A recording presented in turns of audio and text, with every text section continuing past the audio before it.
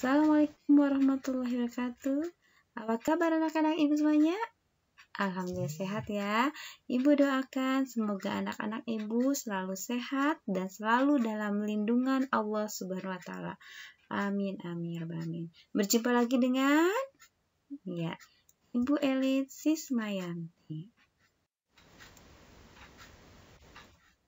Pertemuan kali ini Ibu masih akan membahas tentang kegiatan pembelajaran 2, yaitu konservasi flora dan fauna di Indonesia dan dunia. Ingat nggak kegiatan pembelajaran 2 yang minggu kemarin? Iya, kalau kegiatan pembelajaran minggu kemarin tentang persebaran flora dan fauna di Indonesia. Nah, sekarang konservasi flora dan fauna di Indonesia dan di dunia. Tujuan pembelajarannya, setelah mempelajari kegiatan pembelajaran ini, peserta didik diharapkan dapat menganalisis konservasi flora dan fauna di Indonesia dan di dunia. Konservasi flora dan fauna di Indonesia dan di dunia. Ayo, ada yang tahu apa itu konservasi? Oke, pinter. Iya, bagus. Iya. Betul ya. Jadi, konservasi adalah sebuah usaha pelestarian flora dan fauna dengan tujuan agar tetap terjaga populasinya dan bisa tetap ada hingga nanti. Konservasi sebuah kawasan meliputi kriteria kawasan yang memiliki keterancaman dari kepunahan dan membutuhkan penanganan, dan kawasan yang memiliki kegunaan atau potensi sehingga perlu prioritas konservasi. Kekayaan alam Indonesia harus tetap terjaga dan terlindungi dari berbagai kerusakan. Untuk itu, diperlukan upaya dan langkah-langkah konservasi untuk menjaga kelestarian flora dan fauna. Berdasarkan Undang-Undang Nomor 26 Tahun 2007, kawasan yang dilindungi bagi pelestarian alam dibagi menjadi 2, yaitu kawasan alam dan kawasan pelestarian alam.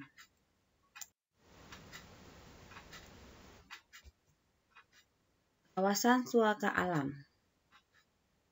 Ada yang tahu kawasan suaka alam apa? Ya, oke, betul ya.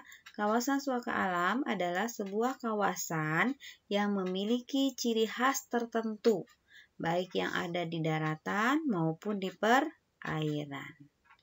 Bentuk kawasan suaka alam terdiri dari cagar alam, suaka margasatwa, dan cagar biosfer. Oke. Cagar alam. Cagar alam adalah sebuah kawasan suaka alam yang memiliki kekhasan berupa tumbuhan, satwa, dan ekosistem. Keadaan alamnya masih terlihat asli, belum banyak tersentuh tangan manusia. Memiliki keanekaragaman baik tumbuhan maupun satwa. Sebagaimana fungsinya, kawasan ini dapat dimanfaatkan untuk kawasan penelitian, pengetahuan, ilmu pengetahuan, pendidikan, dapat juga dijadikan sebagai tempat kejadian pariwisata. Contoh dari cagar alam yang terkenal adalah sebagai berikut.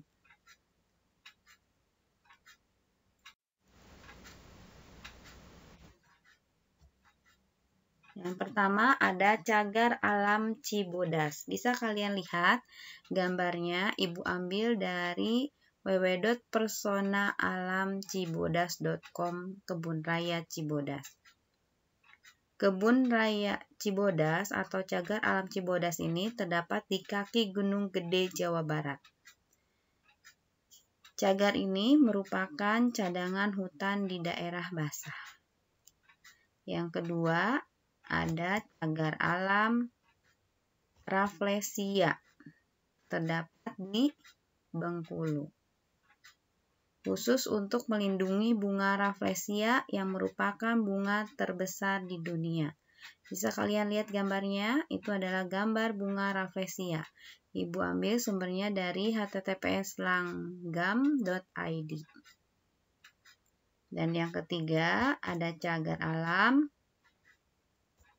Pananjung, Pangandaran di Jawa Barat. Tempat ini selain untuk melestarikan hutan, juga merupakan tempat untuk melindungi rusa, banteng, dan babi hutan. Bisa kalian lihat gambarnya. Ibu ngambil sumbernya dari https://inaiinu.id. Jelas ya? Bisa Ibu lanjutkan? Oke.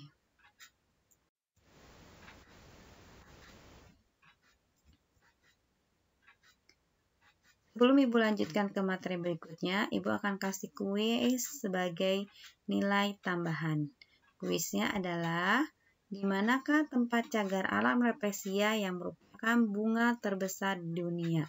Tadi sudah Ibu jelaskan.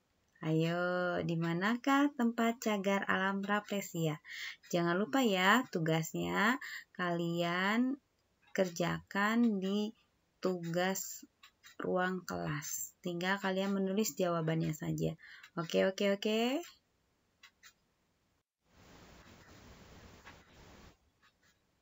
Ya, Ibu akan lanjutkan. Yang kedua ada Suaka Marga Satwa. Yang tahu apa itu Suaka Marga Satwa? Udah pasti ya, namanya satwa pasti hubungannya dengan binatang atau hewan. Oke.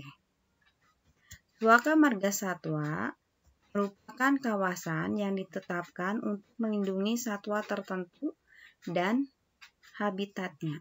Kawasan ini memiliki keanekaragaman dan populasi satwa yang tinggi, atau sebagai habitat salah satu jenis satwa dikhawatirkan punah.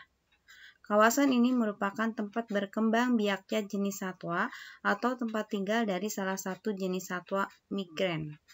Berikut suatu marga satwa yang ada di Indonesia.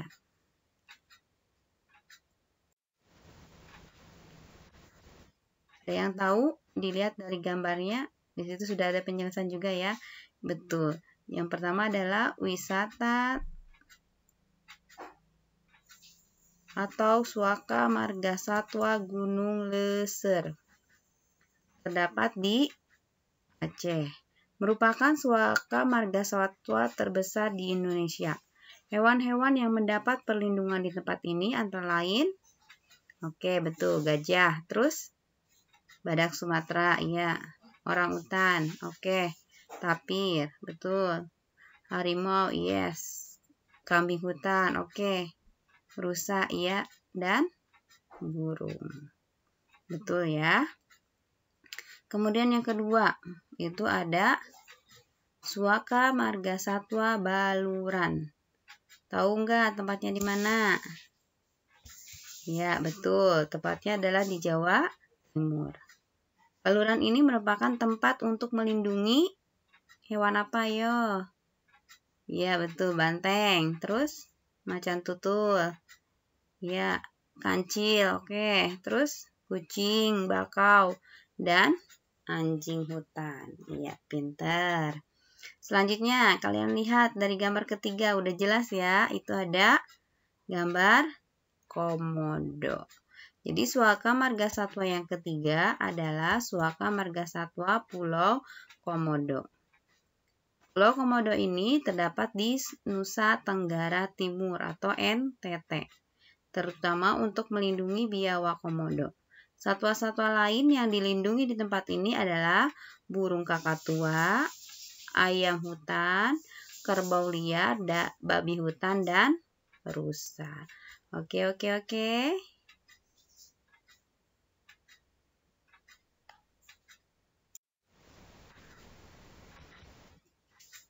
Yang ketiga ada cagar biosfer. Cagar biosfer adalah kawasan yang dilestarikan untuk melindungi flora dan fauna, termasuk hasil budaya manusia yang ada di dalamnya. Bios dan sfer. Ya, bios berarti makhluk hidup. Lapisan makhluk, sfernya lapisan. Jadi cagar biosfer itu gabungan antara suaka margasatwa dengan suaka alam. Cagar biosfer adalah kawasan yang dilestarikan untuk melindungi flora dan fauna termasuk hasil budaya manusia yang ada di dalamnya, termasuk suku-suku terasing. Suku terasing ini harus dijaga kelestariannya karena penduduk ini menginginkan hidup yang serasi,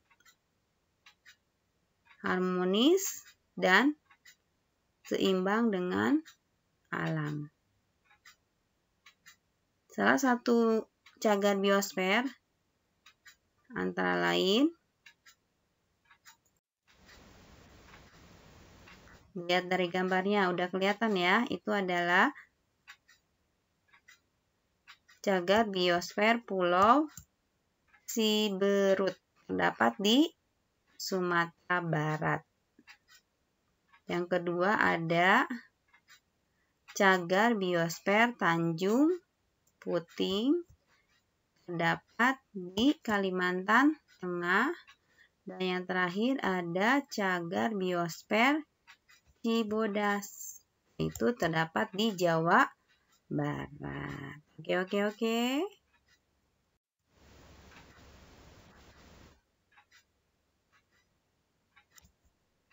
Ya, selanjutnya kawasan pelestarian alam. Kawasan pelestarian alam memiliki fungsi yang hampir sama dengan kawasan suaka alam. Namun, ada nilai lebih karena dapat dimanfaatkan sebagai sumber daya alam hayati dan ekosistemnya secara lestari. Kawasan pelestarian alam terdiri dari taman nasional, taman hutan raya, dan taman wisata alam. Ibu akan bahas satu persatu.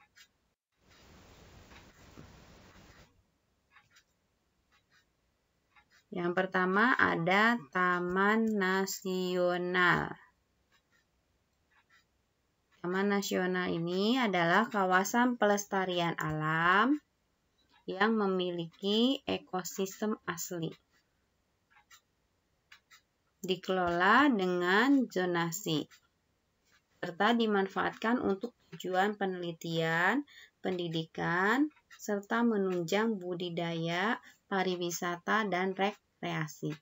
Taman nasional memiliki kriteria ciri khas yang unik, yaitu memiliki kawasan yang luas serta dapat dikembangkan untuk tujuan lain dalam kehidupan sehari-hari. Sedangkan manfaat yang dapat dirasakan dari adanya taman nasional dapat menjaga keseimbangan kehidupan, baik biotik maupun abiotik, di daratan maupun di perairan. Contoh dari taman nasional adalah Taman Nasional Lorentz Papua, Taman Nasional Gunung Leuser, Taman Nasional Gede Pangrango, dan Taman Nasional Bromo.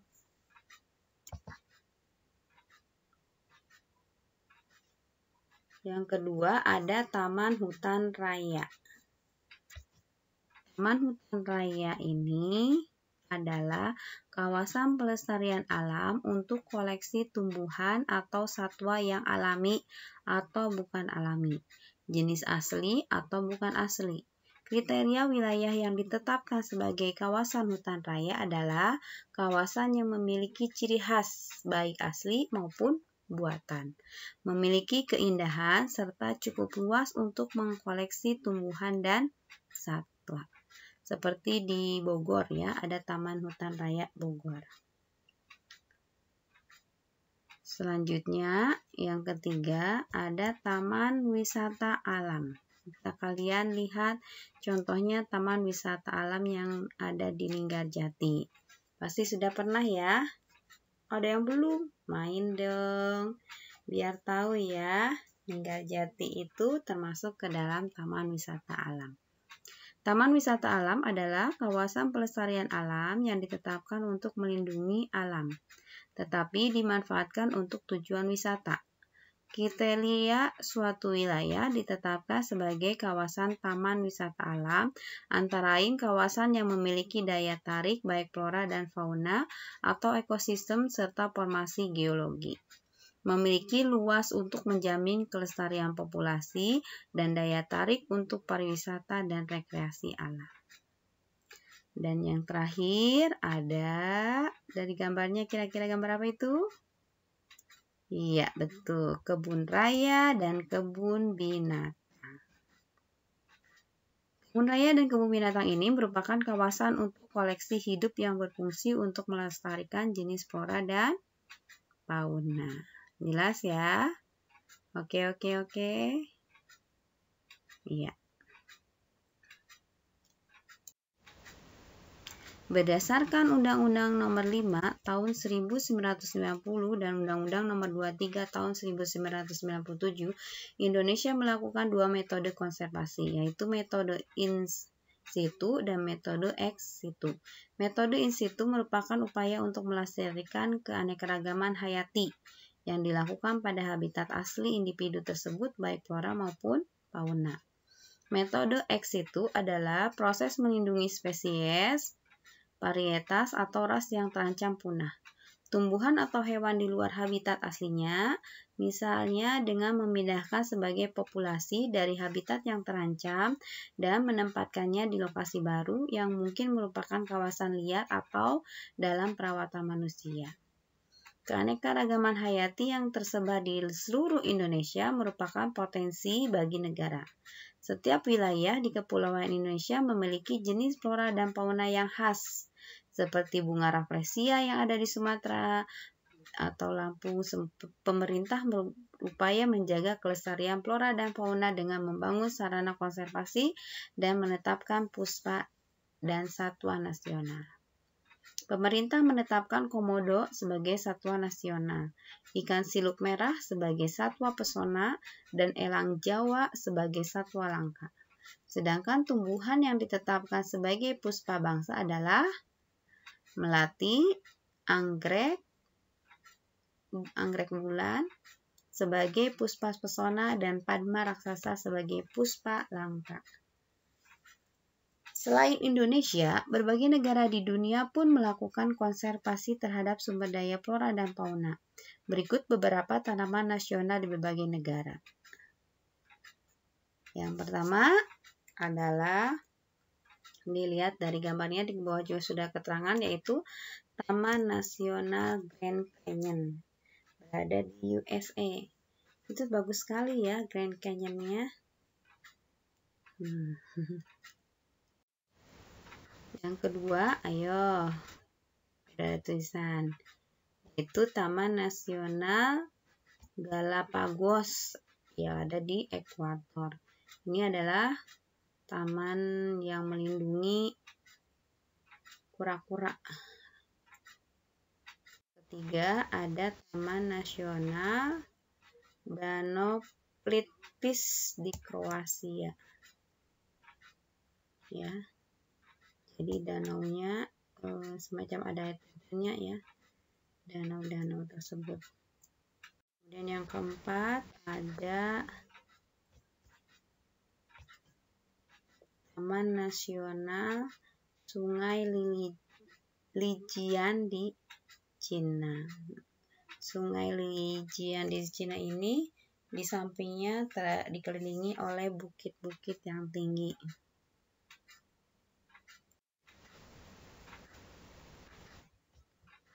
Selanjutnya yang kelima ada Taman Nasional Air Terjun Victoria di Zimbabwe. Subhanallah ya, sangat bagus sekali.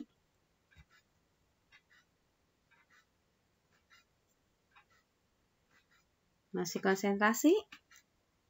Lanjut ya. Oke, next.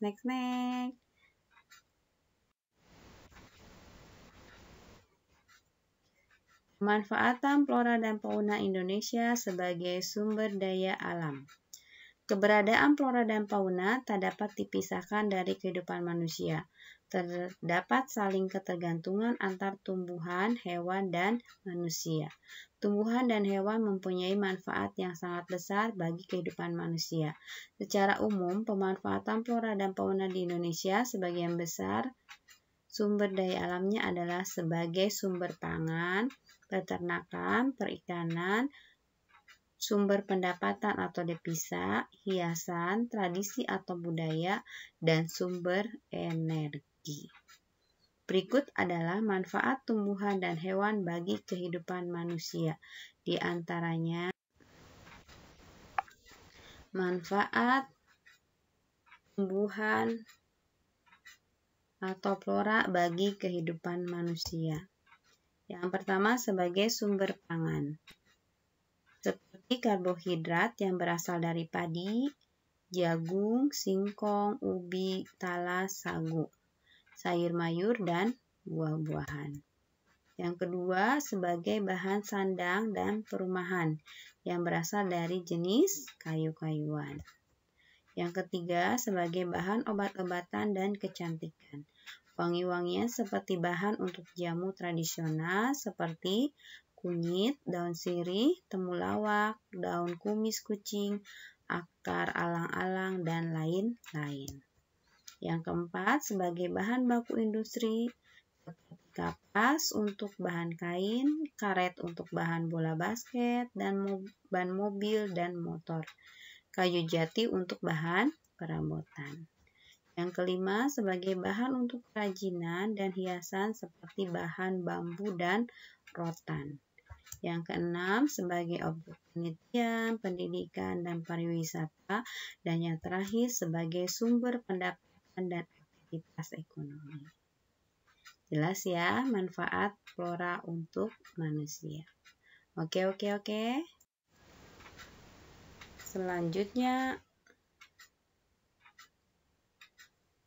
manfaat hewan atau fauna bagi kehidupan manusia. Yang pertama adalah